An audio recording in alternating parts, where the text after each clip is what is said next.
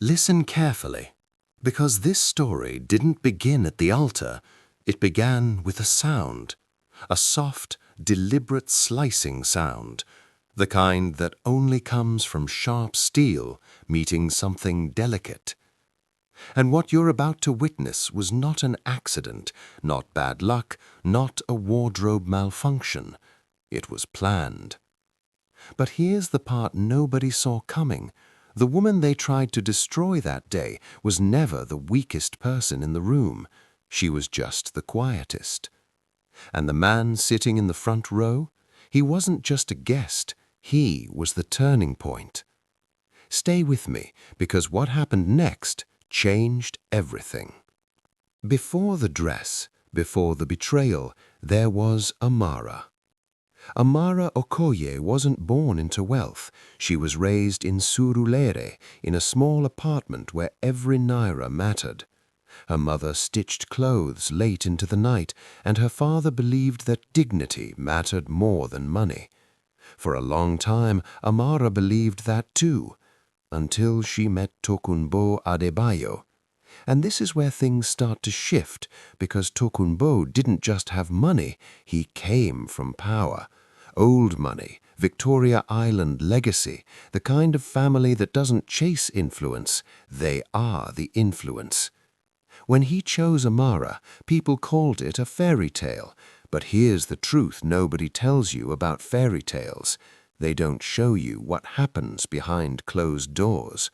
And what was happening behind those doors was far from magical. From the moment the engagement was announced, something felt off.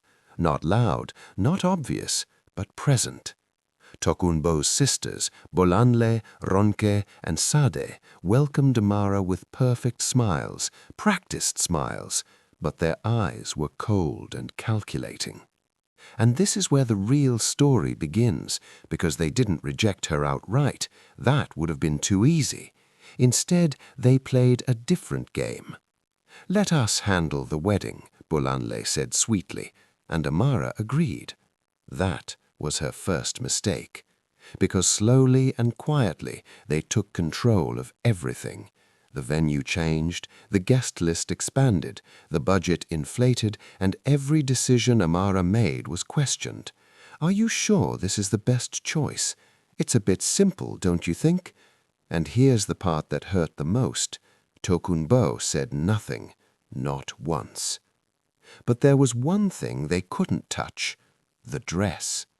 And this is where Amara made a decision that would unknowingly trigger everything. For 2 years she saved quietly and relentlessly until she found it, an ivory gown, elegant, timeless, powerful without trying too hard. And the moment she wore it, something changed. She didn't see the girl from Surulere anymore. She saw a woman ready to step into a new life. But what she didn't realize was this: that confidence threatened them, and threatened people become dangerous. The morning of the wedding was perfect, too perfect. And if you've ever experienced something like that, you already know that's usually a warning sign. The suite overlooked the Lagos lagoon, sunlight dancing across the water. Everything felt aligned, until Amara stepped into the bathroom. And this is where everything changed. The moment the door closed, the smiles disappeared.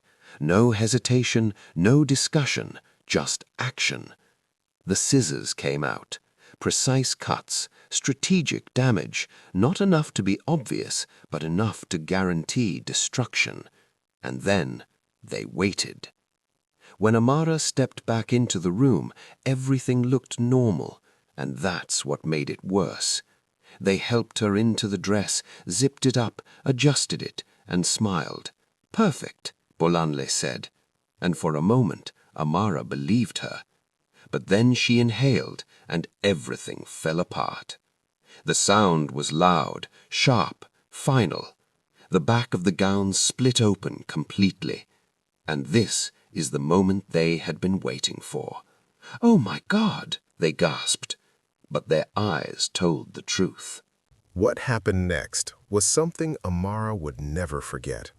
Not because of the dress, but because of the silence.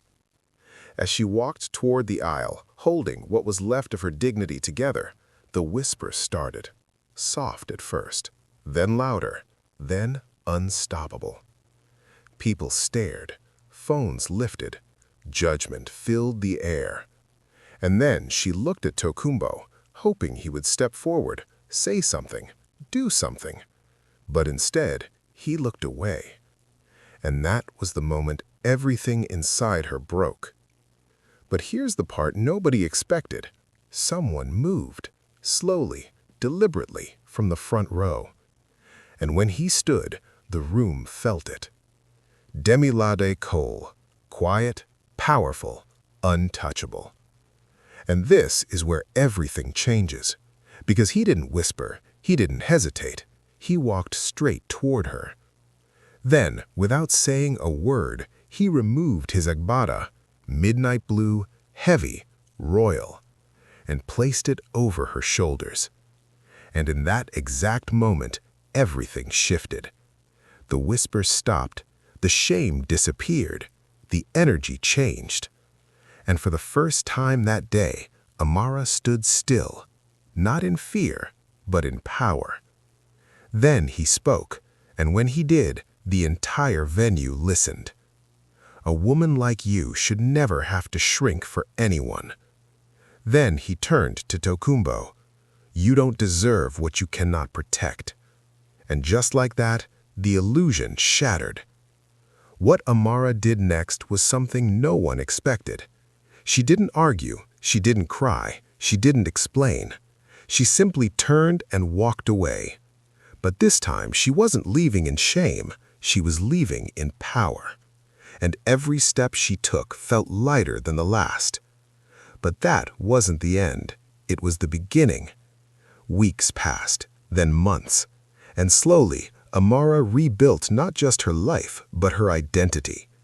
She created something new, a fashion brand rooted in everything they once mocked, and it exploded. Because authenticity always wins. And those same people who whispered, they watched silently from a distance. Because they finally understood something too late. She was never the weak one. She was the one they feared becoming. Some betrayals are meant to break you, but others reveal you. And sometimes, the most powerful thing you can do is walk away before the world realizes you were the prize all along. If this story moved you, make sure you like this video, subscribe, and stay tuned, because the next story might be even more powerful.